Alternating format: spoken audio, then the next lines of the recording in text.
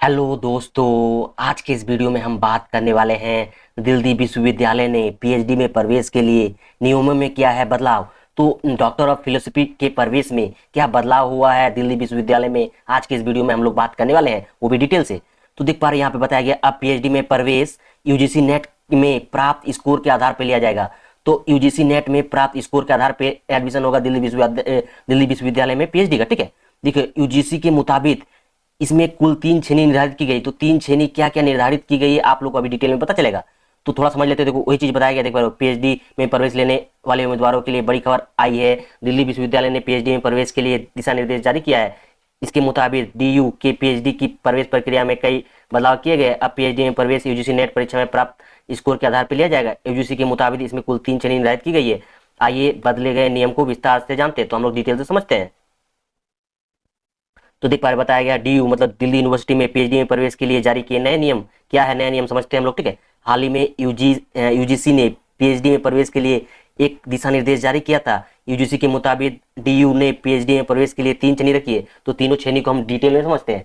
तो पहला श्रेणी की बात करें हम लोग, तो पहली श्रेणी में जेआरएफ पास उम्मीदवारों को रखा जाएगा जिनका प्रवेश पीएचडी में देख पा रहे हो बिना प्रवेश परीक्षा नेट जेआरएफ के आधार पे होगा। इसके लिए सिर्फ साक्षात्कार मतलब इंटरव्यू का आयोजन किया जाएगा। ठीक है, ये पहली श्रेणी है। दूसरी श्रेणी के लिए क्या होगा आप लोग, दूसरी श्रेणी में नेट पास उम्मीदवारों को रखा जाएगा।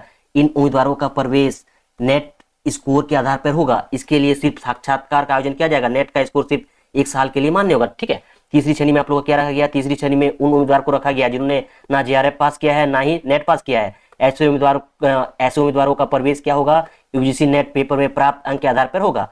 नेट में प्राप्त अंक सिर्फ 1 साल के लिए मान्य होगा, यहाँ बताया गया है। देख पा रहे हो यहाँ पे पुराना नियम क्या था इसके बारे में बताया गया। तो थोड़ा समझ लेते हैं। देखो इससे पहले पीएचडी में प्रवेश के लिए सिर्फ क्या होता था, 2 श्रेणी होती थी, जो कि इस बार 3 श्रेणी कर दिए गए। पहला श्रेणी में क्या था, नेट जेआरएफ और नेट पास उम्मीदवार को रखा जाता था। वहीं दूसरी श्रेणी में नेट पास नहीं करने वाले उम्मीदवारों को रखा जाता था। पहली श्रेणी वाले को सीधे साक्षात्कार मतलब इंटरव्यू के बाद प्रवेश मिल जाता था। वहीं दूसरी श्रेणी वाले उम्मीदवार के लिए प्रवेश परीक्षा का आयोजन किया जाता था। तो ये पहला आप लोग का पुराना नियम था।